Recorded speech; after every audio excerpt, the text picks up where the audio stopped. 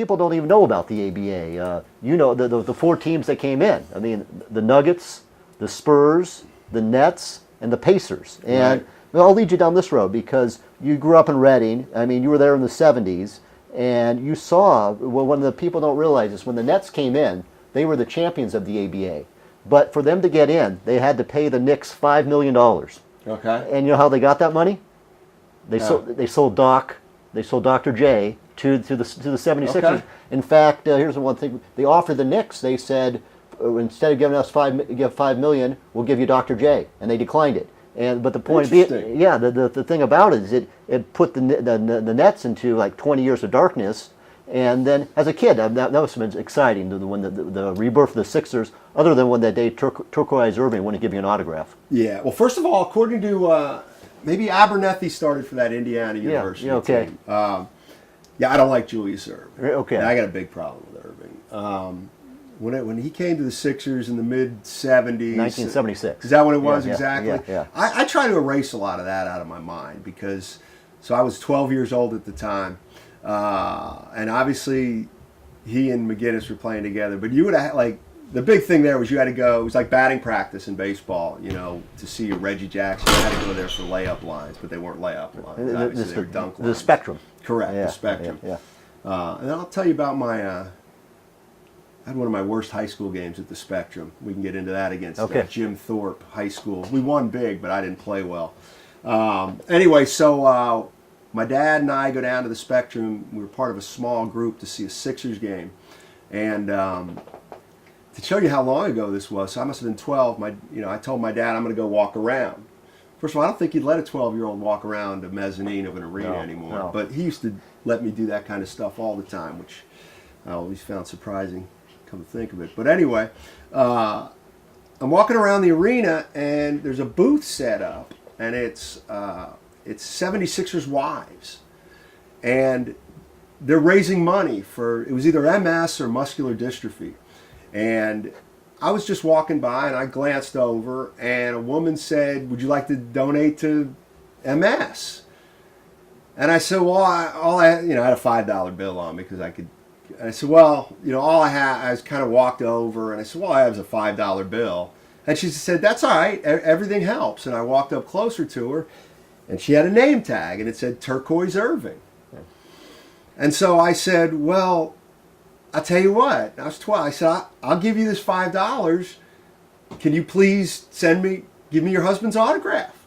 Send me your husband's autograph. And she said, I'll definitely do that. And I said, are you serious? She said, yeah, write your address down. So I said, 3408 Eisenhower Avenue, Riverview Park, Pennsylvania.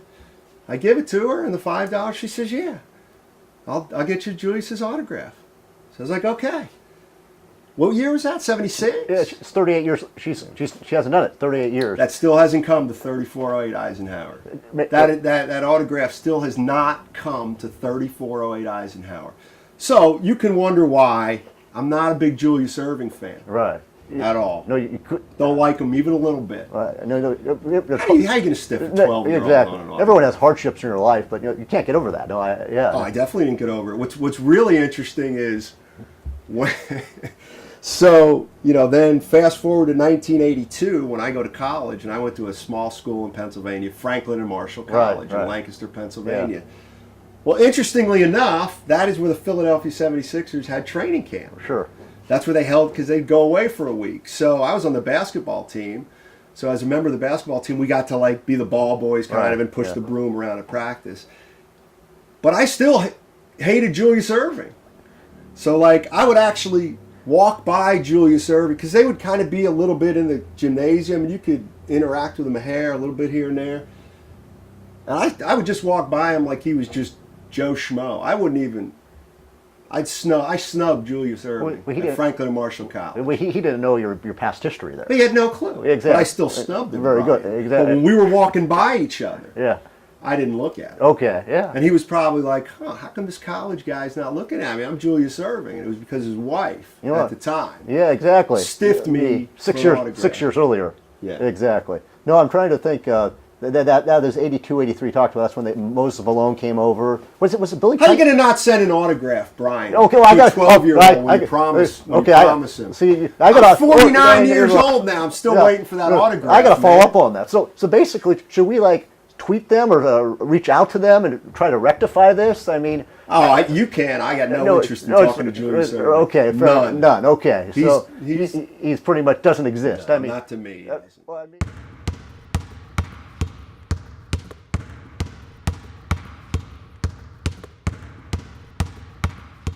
talk about that. The people forgotten the Celtics versus the Sixers in the 80s. I mean, that was awesome. I mean, well, I remember. Must have been 80. Was it 82? 1982 is when I graduated high school, and I remember going to my senior prom, which must have been about March, April, May-ish, June, right? yeah.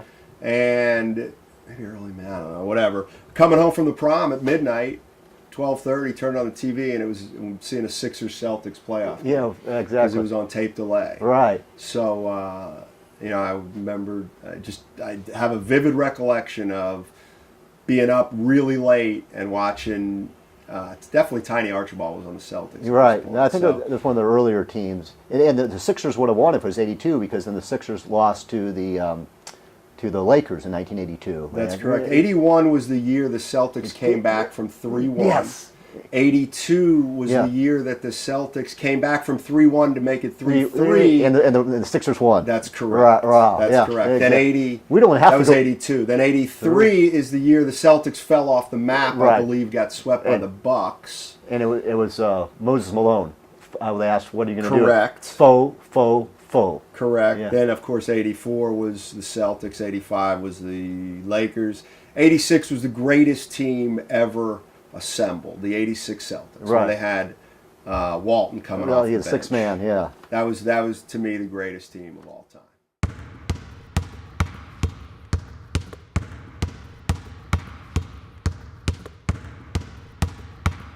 Actually, I'll lead you down another path. You mentioned the guy, Scotty Wedman.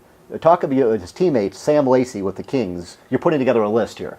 I wrote, a couple years ago, I put together a list of the top 10 passing big men in NBA history. And Sam Lacey was definitely on the list. If you look at his numbers, they were pretty impressive. He wasn't like when you think of the best passing centers, I think you think of who? Well, who would be on your list? I'll tell you if they were on mine. Okay. Bill Walton. Okay. Actually, give me your list. You stumped me here.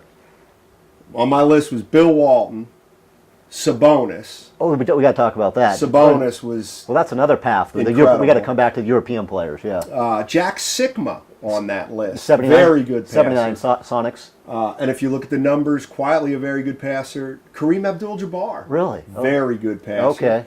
Okay. And the fifth guy was the guy we were just talking about.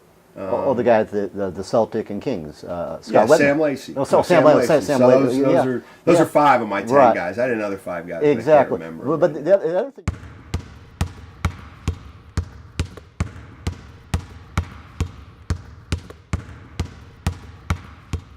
B.J. Armstrong, that's a good for one. example, is a guy I got to cover for the Warriors when he after his Chicago years, and just watching him prepare for games day after day after day, I realized that the thing with him was you have to be professional and adhere to a routine. He would get to the arena on game nights. He would get to the arena every single game at the same time. He would have his cup of coffee before the game at the exact same time. He would go out to take his practice shots before the game at the exact same time. He would shoot from the exact same spots, the same number of attempts. It was like he punched the clock every time he went to practice or went to a game. And I just remember at that time I was still really young as a beat writer. I just thought, oh, these guys are great and they kind of practice and they're all really good. But what I learned from him was that it was his life. Right. It was his livelihood was at stake, and he took it so seriously. And so that's one thing that I learned from him. So, I'll come up with a bunch of these and try to pass them along, maybe. Who knows? That's true. No, We'll see. but with that's a good lesson. People, it's impossible to make it to the NBA. It's Right. really tougher to stay there. Right, I mean, that's the the other lesson. lesson. Yeah. Is that, you know, if you're a kid growing up, and you think, and you're like, your goal is to make it to the NBA, and then you make it to the NBA, how can you not exhale at that point? Right. How can you not? All right, I made it. Time to have a little fun. Right. I mean, it's human nature, but there's like within that group, there's even a smaller group that says, all right, I made it, now time to get to work. Right. And that's just, that mindset to me is just, it's almost, I couldn't do it. Right. I would have to take a deep breath and probably celebrate for a while. But then you do that and you fall behind. Yeah.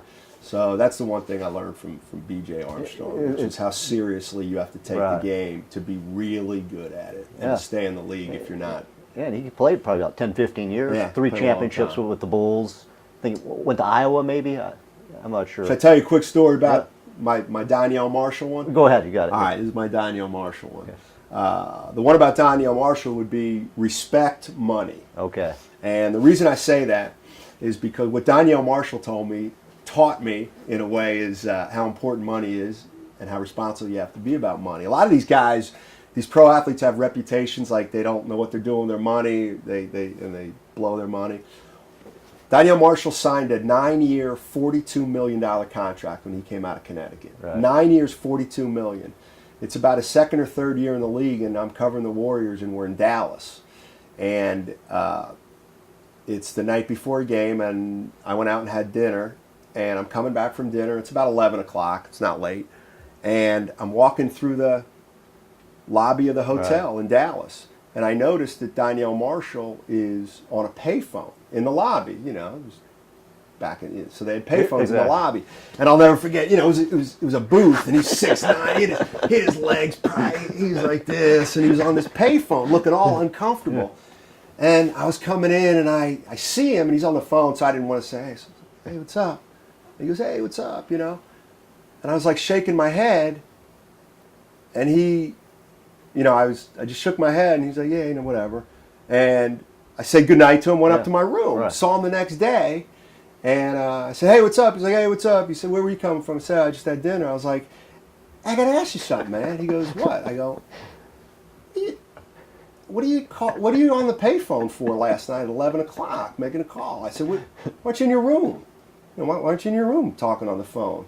He goes, 9 years, $42 million he signed for. He goes, man, do you know if you make a call from your room, they charge you 50 cents for every single call you make? And I said, yeah, I know that. He said, I'm not paying that. Right. But I was like, this is, I've never been, I mean this, I've never been more impressed with an athlete in my life than when he said, I am not paying 50 cents to make a call from my room when I can walk down to this lobby and make one. Right. No, You but know it's, what I mean? it's very.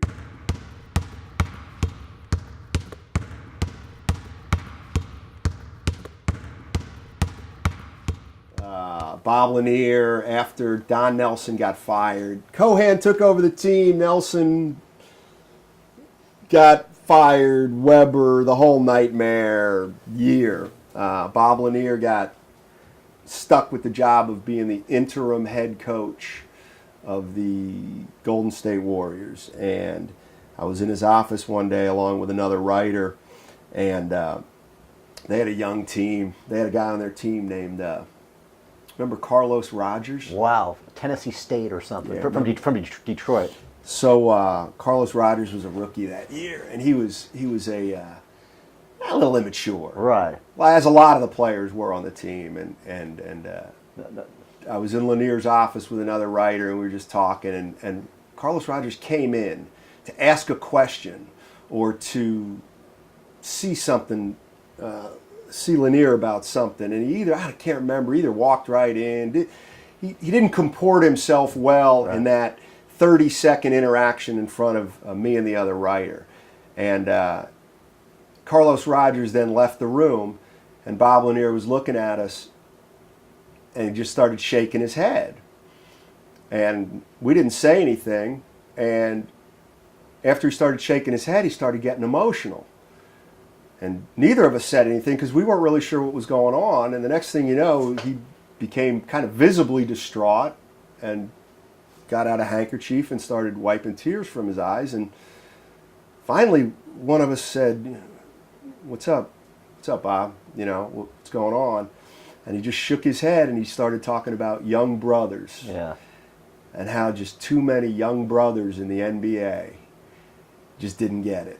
And they were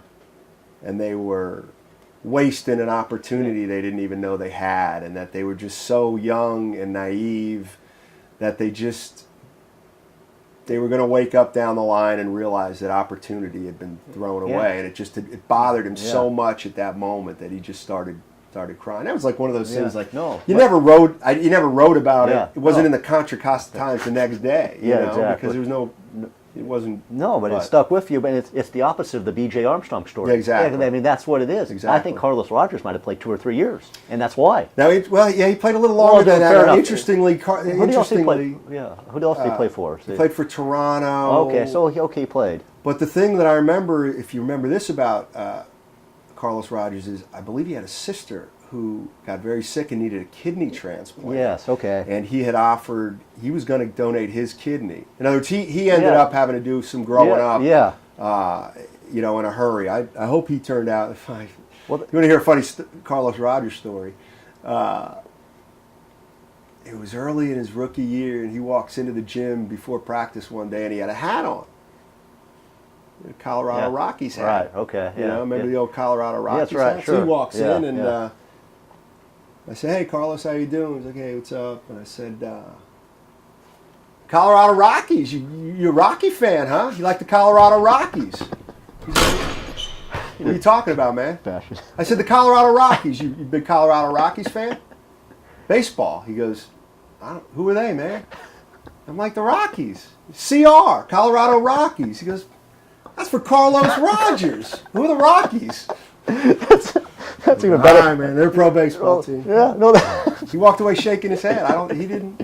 I still don't know if he knows it. Exactly.